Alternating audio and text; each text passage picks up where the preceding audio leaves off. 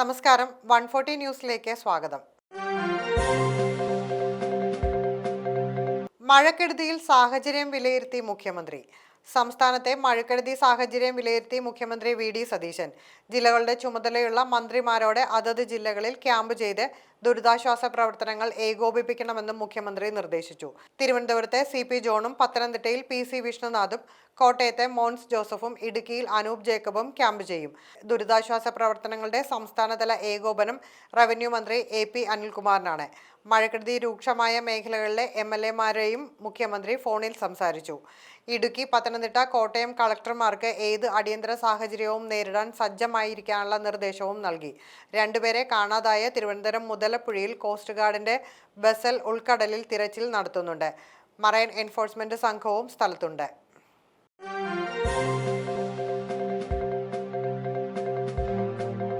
Bus നിയന്ത്രണം വിട്ട് കൊക്കയിലേക്ക് മറിഞ്ഞ് 27 പേർക്ക് ദാരുണാന്ത്യം. രാജ്യത്തെ 3 ദിവസം ദുഃഖാചരണം. അൾജീരിയയിൽ നിയന്ത്രണം വിട്ട ബസ് കൊക്കയിലേക്ക് മറിഞ്ഞ് 27 പേർക്ക് ദാരുണാന്ത്യം. 39 പേർക്ക് പരിക്കേറ്റതായി ആരോഗ്യമന്ത്രി മുഹമ്മദ് സിദ്ദിഖ് മസ്ഉദ്ദീൻ അറിയിച്ചു. തലസ്ഥാനമായ അൾജേഴ്സിന് കിഴക്കുള്ള തീരദേശ പട്ടണമായ ബൂമർദാസിന് സമീപമാണ് അപകടമുണ്ടായത്. നിയന്ത്രണം വിട്ട ബസ് റോഡിൽ നിന്ന് തെന്നിമാറി കൊക്കയിലേക്ക് പതിക്കുകയായിരുന്നുവെന്ന് സിവിൽ ഡിഫൻസ് വ്യക്തമാക്കി. പരിക്കേറ്റവരിൽ 2 പേരുടെ നില ഗുരുതരമാണ്. മരണസംഖ്യ ഇനിയും ഉയർന്നേക്കാമെന്ന് ആരോഗ്യ മന്ത്രാലയം മുന്നറിയിപ്പ് നൽകി. അപകടത്തിൽ അൾജീരിയൻ പ്രസിഡന്റ് അബ്ദുൾ മജീദ് തബൂൻ അഗാധമായ ദുഃഖം രേഖപ്പെടുത്തുകയും രാജ്യത്തെ 3 ദിവസത്തെ ഔദ്യോഗിക ദുഃഖാചരണം പ്രഖ്യാപിക്കുകയും ചെയ്തു. വിമാനത്താവള ഉദ്ഘാടനത്തിനിടെ കോൺഗ്രസിനെ പരോക്ഷമായി വിമർശിച്ച് പ്രധാനമന്ത്രി. മുൻകാലങ്ങളിൽ വിമാനത്താവളങ്ങൾക്ക് പലപ്പോഴും ഒറ്റ കുടുംബത്തിന്റെ പേരുകൾ മാത്രമാണ് നൽകിയിരുന്നതെന്ന് പ്രധാനമന്ത്രി നരേന്ദ്രമോദി. വിശാഖപട്ടണത്ത് നിർമ്മിച്ച വിമാനത്താവളം ഉദ്ഘാടനം ചെയ്ത് സംസാരിക്കുന്നതിനിടെയാണ് പ്രധാനമന്ത്രി കോൺഗ്രസിനെ പരോക്ഷമായി വിമർശിച്ചത്. കുടുംബത്തിന്റെ പേരുകൾക്ക് പകരം വാൽമീകി, സന്ത് രവിദാസ്, അല്ലൂരി, സീതാരാമരാജു തുടങ്ങിയ പേരുകൾ വിമാനത്താവളങ്ങൾക്ക് നൽകി രാജ്യത്തിന്റെ പ്രധാനികളെ ബഹുമാനിക്കാൻ NDA സർക്കാർ തീരുമാനിച്ചുവെന്നും മോദി പറഞ്ഞു.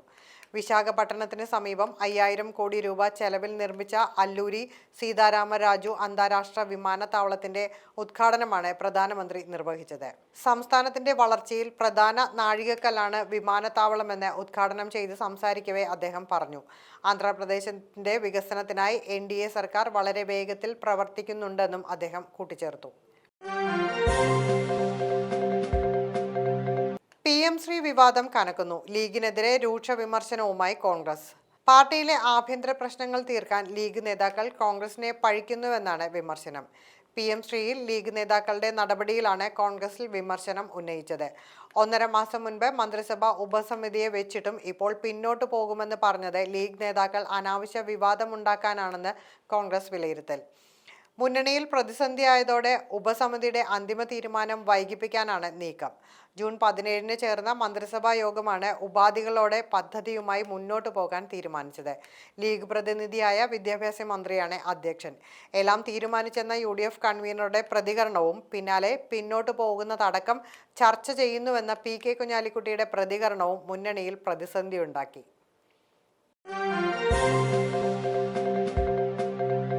ഉരുൾപൊട്ടൽ സാധ്യത. താമരശ്ശേരി ചുരം വഴിയുള്ള ഗതാഗതത്തിന് കർശന നിയന്ത്രണം. താമരശ്ശേരി ചുരം വഴിയുള്ള വാഹന ഗതാഗതത്തിന് കർശന നിയന്ത്രണം ഏർപ്പെടുത്തി കോഴിക്കോട് ജില്ലാ കളക്ടർ.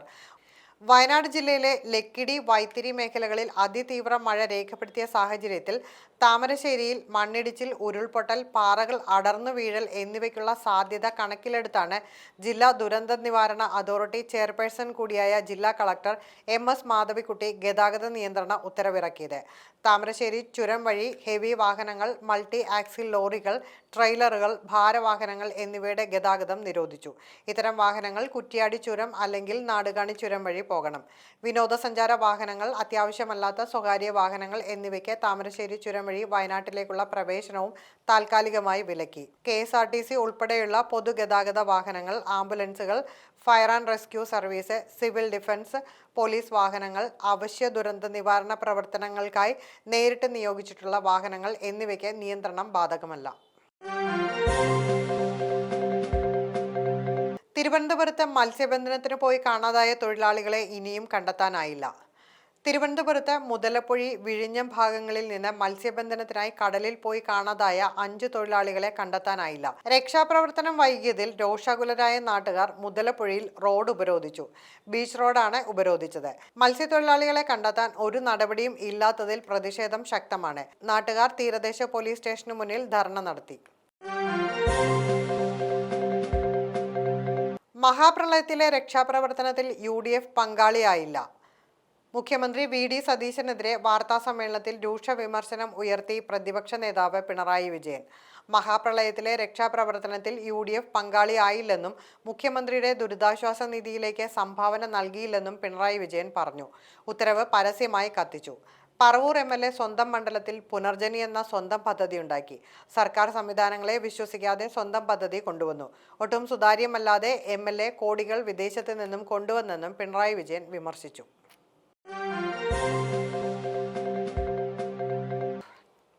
നാഗർകോവിൽ വഴി തിരുവനന്തപുരം വേളാങ്കണ്ണി ട്രെയിൻ വേണമെന്ന ആവശ്യം. പ്രസിദ്ധ തീർത്ഥാടന കേന്ദ്രമായ വേളാങ്കണ്ണിയിലേക്ക് തിരുവനന്തപുരത്ത് നിന്ന് നാഗർകോവിൽ ടൗൺ വഴി പ്രത്യേക ട്രെയിൻ സർവീസ് വേണമെന്ന ആവശ്യമുയരുന്നു. വേളാങ്കണ്ണി ദേവാലയത്തിലെ തിരുനാൾ ഓഗസ്റ്റ്, സെപ്റ്റംബർ മാസങ്ങളിലാണ് നടക്കുക.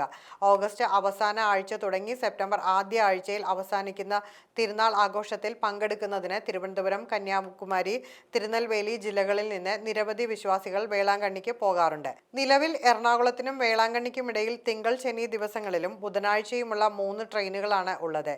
ഈ ട്രെയിനുകൾ തിരുവനന്തപുരം, കന്യാകുമാരി, തിരുനെൽവേലി, തൂത്തുക്കുടി, മധുര, ഡിണ്ടിഗൽ ജില്ലകളിൽ നിന്നുള്ള യാത്രക്കാർക്ക് പ്രയോജനമില്ല. ഈ ജില്ലകളിൽ നിന്നുള്ള യാത്രക്കാർക്കായി തിരുവനന്തപുരത്ത് നിന്നോ കൊച്ചുവേളിയിൽ നിന്നോ വേളാങ്കണ്ണിയിലേക്ക് നാഗർകോവിൽ ടൗൺ വഴി പ്രത്യേക ട്രെയിൻ സർവീസ് നടത്തണമെന്നാണ് ആവശ്യം.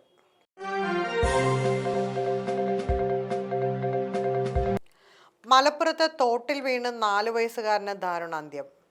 മലപ്പുറം കൊണ്ടോട്ടി മേലെപ്പറമ്പ് മാങ്ങാട്ടുപറമ്പ് അബ്ദുൾ ഹമീദിന്റെയും നദീറയുടെയും മകൻ 4 വയസ്സുകാരൻ ആദം ഐമൻ ആണ് മരിച്ചത്. തോട്ടിൽ വീണ് ഒഴുക്കിൽപ്പെട്ടാണ് കുട്ടി മരിച്ചത്. മഴയെ തുടർന്ന് തോട്ടിൽ ജലനിരപ്പ് വലിയ തോതിൽ ഉയർന്നിരുന്നു. ഇന്ന് രാവിലെ 10 മണിയോടെയാണ് കുട്ടിയുടെ ശരീരം തോട്ടിൽ കണ്ടത്. കാൽവഴുതി വീണതാകാമെന്നാണ് പ്രാഥമിക നിഗമനം. നാട്ടുകാർ ഉടൻ ആശുപത്രിയിൽ എത്തിച്ചെങ്കിലും രക്ഷിക്കാനായില്ല. മുതുവല്ലൂർ സ്കൂളിൽ LKG വിദ്യാർത്ഥിയാണ്.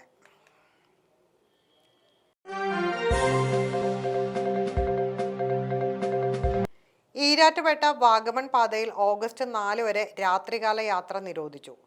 ശക്തമായ മഴ തുടരുന്ന സാഹചര്യത്തിലും വരും ദിവസങ്ങളിലെ മഴ മുന്നറിയിപ്പുകൾ കണക്കിലെടുത്തും കോട്ടയം ജില്ലയിലെ വിനോദസഞ്ചാര കേന്ദ്രങ്ങളായ ഇലവിഴ, പൂഞ്ചിറ, ഇല്ലിക്കൽ കല്ല്, മാർമല അരുവി തുടങ്ങിയ എല്ലാ വിനോദസഞ്ചാര കേന്ദ്രങ്ങളിലേക്കുമുള്ള പ്രവേശനവും ഈരാറ്റുപേട്ട വാഗമൺ റോഡിലെ രാത്രികാല യാത്രയും ഓഗസ്റ്റ് 4 വരെ നിരോധിച്ച് ജില്ലാ കളക്ടർ ഉത്തരവിട്ടു.